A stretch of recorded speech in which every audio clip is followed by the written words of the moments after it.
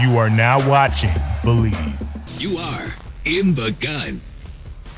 Because once you enter this family, there's no getting out. Well, it starts with Zach. I mean, Zach is a highly intelligent player, but Zach is so freaking smart. He's making some calls for me. I told him the other day, I said, don't get used to that. I said, at some point, I'm gonna be making the calls for you. But he's got a really good disposition for a center. He's obviously a talented player. In the Gun, episode 260 of your new favorite WVU football podcast. And if you are watching on YouTube, you are looking live at a sunny Latrobe, Pennsylvania on the campus of St. Vincent College. This is what is becoming our annual Wesset Steelers Camp WVU ITG stand-up episode here, as this is the second straight year that I have done this, as this is the second straight year that we have a lot of Mountaineers out here at St. Vincent College, who, of course, all you dear people deserve an update on, that I think I can provide pretty well. If you are watching on YouTube, I'm sitting in the Chuck Noll press box right now. You can see the St. Vincent shrubbery here behind me. This up here is the hill in the locker room where the players run down every day for practice, little autograph hill there. And of course the church and the monastery off in the background here too. In Latrobe, Pennsylvania, St. Vincent College, about 60 miles east from Pittsburgh, in kind of western Pennsylvania, central Pennsylvania. Just a beautiful area of the country here in the Laurel Highlands. If people are familiar with Seven Springs and Laurel Valley and places like that, all not too far away. This is where the Steelers have had their training camp, other than, an exception during COVID. For the better part of 6 decades now. This is the Steelers' 58th year out here at training camp.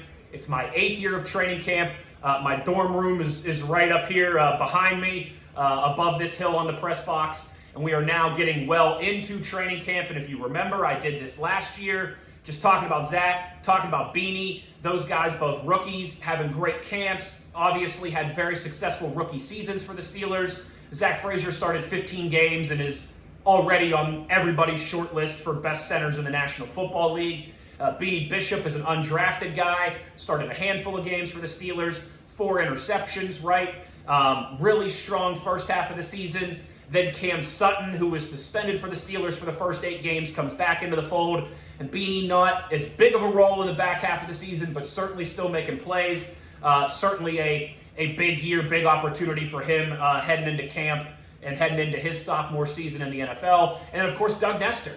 After sticking on with the Steelers practice squad all throughout the season last year, Doug has now been getting a lot of work here at training camp. So we've got 3 Mountaineers to talk about here for a few minutes. And again, if you're watching on YouTube, practice just ended about a half an hour ago. You see the Steelers grounds crew out there behind me on the field, making sure they're keeping all the grass here at St. Vincent College very pristine. They do an incredible job, and Steelers will be out of here in just a little over a week, and then it's like a quick turnaround, and St. Vincent College will be playing games on the field back here. So as you can see on the video, it looks like Tiger Woods' backyard out here. Everything is just perfectly manicured, and been some great weather in the last couple weeks that has helped as well too, certainly. But my second favorite campus, I guess you could say, in the country, behind, of course, Morgantown and West Virginia University. I do love the time that we get to spend here at St. Vincent College every single year, and especially with a bunch of Mountaineers in the fold now as well. Got an update on all 3 of those guys for you. Before we get to it, a thank you to our sponsors, as always. A big thanks to BetOnline. The game starts here, for being a presenting sponsor of In the Gun. Got to talk about the good people at Toothman Ford. They know Zach Frazier well. They know all the Mountaineers well, and we all know cars cost less in Grafton. A big thank you to our buddy Rick Fortis and all the good people, our buddy Rick Lewis, and the good people at Fortis, of course. We all know for roof performance and financial certainty guaranteed, you got to visit fortis.us.com. And to the good folks at Johnston Equipment, make sure you're checking them out. Route 33 between Weston and Buchanan. Route 30 out here is where you take to get to St. Vincent College, where the Steelers have now had a handful of practices, another one just ending behind me. And let's start with Zach Frazier. As I mentioned, 15 starts his rookie season, already on the short list. It doesn't matter where you look. NFL.com, ESPN, Pro Football Focus, anybody who does lists of top 10 players at their positions, Zach is in the top 5. Zach is in the top 3, maybe even as high as number 2. I spoke to an AFC North scout last week who told me he thinks Zach Frazier's already, he said he thinks it's Creed Humphrey 1, and then it's Zach and Tyler Linderbaum kind of in that second tier, and then it's everybody else. And even he said, hey, Creed Humphrey gets a lot of extra credit because he's got Patrick Mahomes behind him and he's won a bunch of Super Bowls already. But that Zach might even be on that level. It should be maybe rather sooner than later. And he showed that out here at camp. Steelers do a drill to start practice every day called 7 shots. It's basically 7 2-point conversion reps, if you will. Offense has the ball at the 2-yard line. 7 times they get a chance to score. How many times can the defense stop them? How many times can they score? Well, 2 days in a row, the first 2 days of practice, Zach had bad snaps with Aaron Rodgers to start 7 shots. And of course, there was Steelers fans are jump scared about all this, gun shy about all this, because at the end of Marquise Pouncey's career and with Mason Cole before Zach got here, there were a lot of center quarterback exchange, snap exchange issues. First 2 days at the start of 7 shots, not the best snaps from Zach. But as you can imagine, solid response. He's been dynamite. He's been money all camp. Aaron Rodgers went on the Pat McAfee show, raved about Zach Frazier, talking about how smart he is, how good he is above the head, and he's calling out plays and all these different things, and how he's got a bright future ahead of him, and he looks the part. It starts and ends with that kid, though. I mean, he's got a chance to be really special in the league. You know, a lot of the great centers I've had were also wrestlers, and he was a great wrestler in high school, but he's super smart. He's a Mountaineer, yeah. He looks like he's put on, even a little bit more of that NFL body now heading into his second season. He is the leader of that offensive line group. He's the first one in line. He's the first one in drills. It's his room already. And it's been a lot of fun just to see that quick transition for Zach from being a rookie who wasn't even a starter at the start of camp last year to now walking in and pretty much being the alpha on that offensive line. I mean, the 5 starters on that offensive line for the Steelers, 4 of them are still on their rookie contracts. Left guard Isaac Seumalo is really the only veteran in that group, and he's a quiet kind of guy, Seumalo is.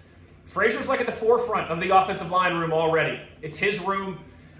He's, I think, very quickly becoming the leader in that offensive line room, and he's been a lot of fun to watch out here. Derek Hardman, who was the Steelers' first-round draft pick this past April, defensive lineman out of Oregon, who I think, for the Steelers fans watching, he's going to be a stud. You should be very excited about that guy. Man, him and Zach, like every day in practice, they're having some really good reps, some really good one-on-one drills, and it's been a lot of fun to watch.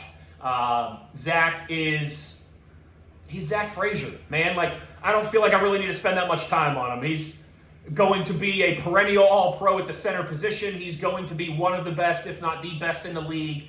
He's going to be a mainstay of the Pittsburgh Steelers offensive line for a decade plus. And I know it's very early in this process, and it's hard to do as a center. But, I think he's going to have some All-Pros, and I think he's going to have a legitimate Hall of Fame, Canton credentials by the time he hangs them up. It was easy for me to say last year and being high on Zach Frazier after watching him in Morgantown for 4 years, but now everybody's saying it. I'm not breaking any news here. He is one of the young studs along the offensive line in the National Football League right now, and he ain't going anywhere anytime soon. Well, he's got it all. And that relationship between a quarterback and the center is special. It really is. And especially when the quarterback's new to the system and things like that. A great center can take pressure off the quarterback because you just feel like, wait, I got another set of eyes up here that I trust. I know they're actually think like a quarterback a little bit, and they're all on everything in the front 7 all the time. And that's what is great, where, hey, even Aaron Rodgers might go, oh, ID 52, and go, oh, mate, that's wrong. And if you're a good center, you'd be like, hey, no, we want to go to 54 here in the middle. And it's like, that's how you work together. And also, there's going to be times where Rodgers is going to be like, the clock's running down, he's trying to give the receivers a signal, blah, blah, blah, and the front might change. And he might not be able to make a call or help out. And that's where a great center, 3, 2, 1, can be like razor, laser, or trolley, molly, and they make all these things right at the last second to recognize something and help the quarterback out and help the offense out.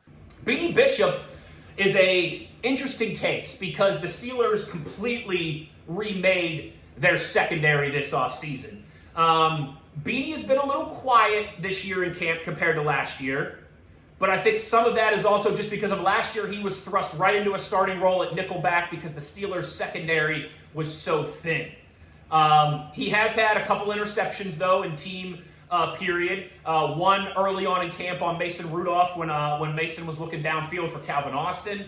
And like I said, it's been weird to evaluate Beanie because I don't know exactly what his role will be in this new-look Steelers secondary. They traded for Jalen Ramsey, one of the best All-Pro Super Bowl champion cornerbacks. They traded for Darius Slay, former All-Pro, who just won a Super Bowl with the Eagles, cornerback who has incredible All-Pro type achievements on his resume and a Super Bowl ring as well, too. So you bring in two vets like Ramsey and Slay. They also bring in a guy like Brandon Echols, who's a 5th or 6th year veteran at corner in the National Football League. They went out and drafted Dante Kent, who's a slot-type corner. So at the start of camp, there was a lot of competition for Beanie. Not as much spin, not as many reps for him as we saw last year when the Steelers' secondary was much thinner.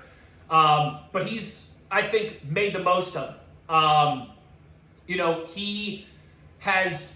When the Steelers have taken Jalen Ramsey off the field, which hasn't been often, I should probably say this first. So the Steelers right now, the secondary looks like Joey Porter Jr. and Darius Slay on the outside, Jalen Ramsey as the nickel, as kind of their base there, right? With Juan Thornhill and Deshaun Elliott in the back end. And I think we're going to see Ramsey do a lot of safety stuff that Thornhill won't be on the field as much for. I do think when the Steelers are just in their base with 4 defensive backs, it'll be Porter and Slay on the outside with Ramsey and Elliott at the safety position.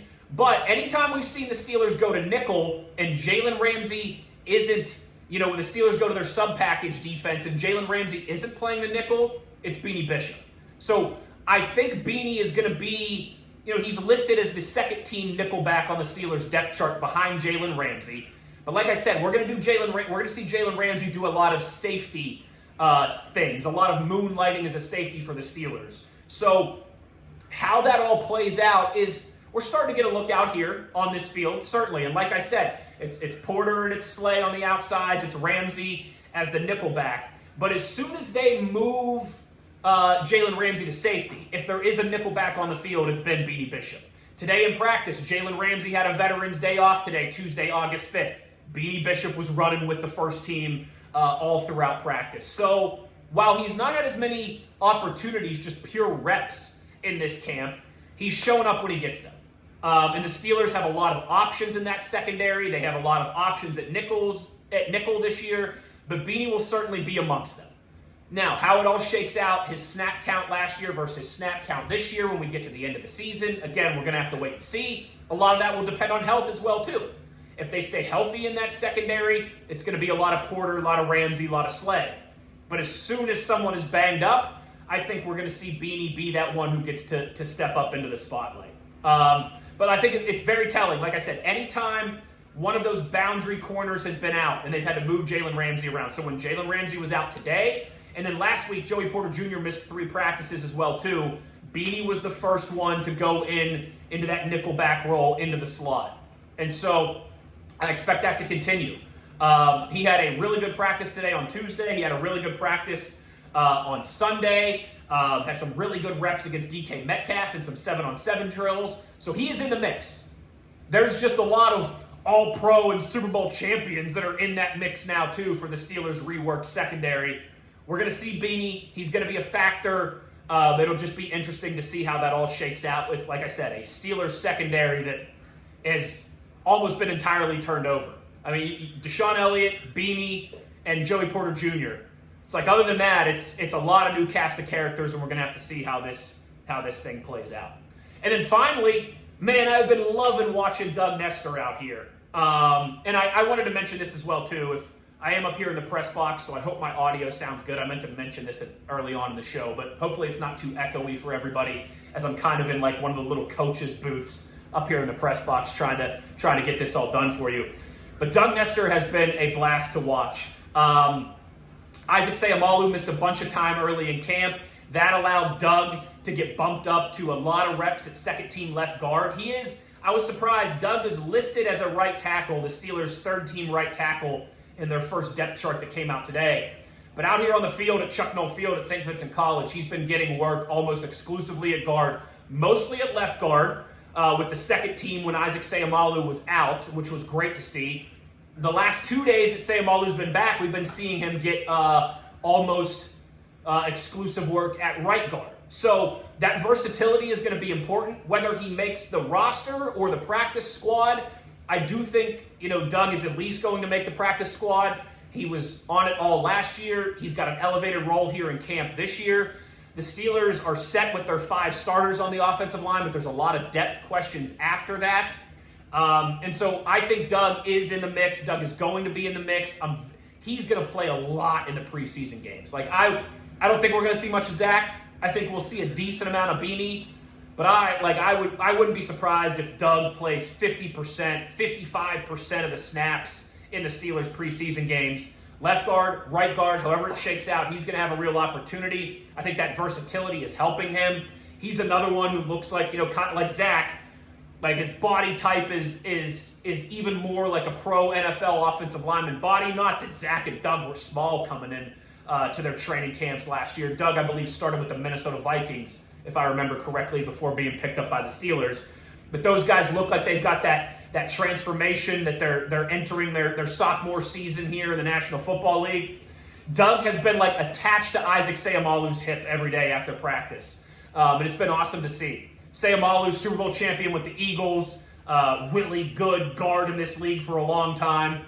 And every day after practice on these fields back here, you see him and Doug going through some technique stuff, working on some hand placement, working on different strategies and things like that, and that's been awesome. So I'm interested, much like Beanie, I'm interested to see what the usage looks like for Doug in the preseason.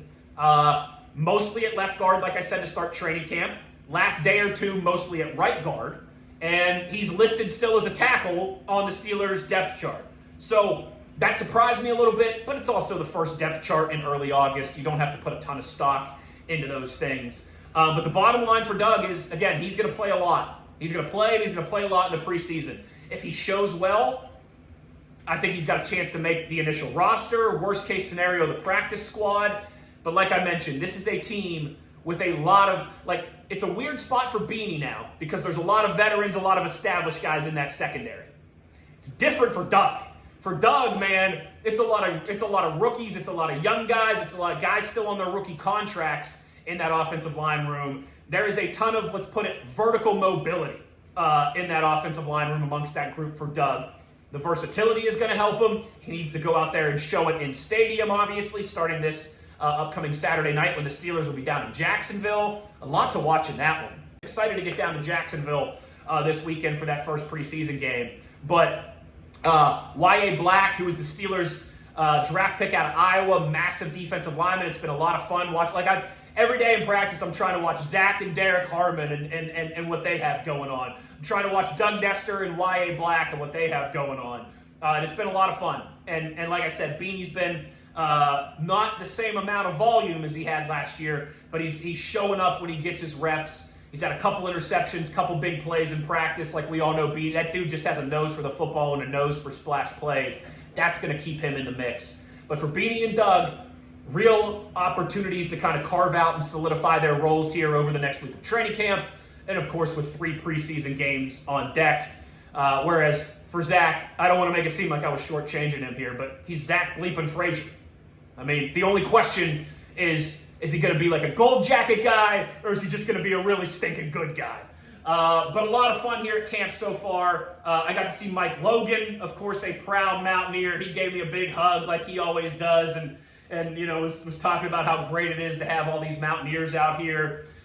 So it's been a fun training camp. A lot of Mountaineers to keep an eye on, which I love. Hopefully, haven't seen Pat Narduzzi out here yet because, of course, just too many flying WVs around. He would lose his mind. But that will do it for this kind of special stand-up, doing it live from training camp edition. Second time we've done this. Hopefully Zach and Beanie and Doug all have long careers with the Pittsburgh Steelers, and we continue to kind of make this a thing that we do every August here on the podcast. But that'll do it for this special edition of ITG, live at Steelers training camp with a couple Mountaineers. Before I go, man, we got some really cool stuff coming with the beer truck and some tailgate and barbecue episodes that you're going to want to keep an eye on. Me and Owen are also planning some tailgates for some football games this year. As the guys mentioned on the last episode, Peach Lot, look for the Grateful Dead WVU flag and the ITG flag as well, too. I think at least for the Robert Morris and the Pitt games, the first 2 games, we've got some plans to throw down and do some fun stuff. And we'll obviously get some more stuff on the books for the rest of the season, but some fun stuff ahead. Obviously, as we get closer to the season, we'll have some barbecue with the beer truck episodes and some tailgates in the Peach Lot as well, too. And we've got an exciting new partnership here on ITG with a well-known Morgantown staple, shall we put it, that we'll be rolling out for you in the next week or so as well. So let me move to the side here one more time. Everybody can get a nice, beautiful look there at Chuck Noll Field, St. Vincent College, where some Mountaineers have been putting in work. Zach Frazier, Beanie Bishop, Doug Nestor, Daryl Porter here today as well, too, added to the fray, a former Mountaineer. And, of course, Pittsburgh's foremost Mountaineer, at least until Zach Frazier takes the title from me. Heck, he already has.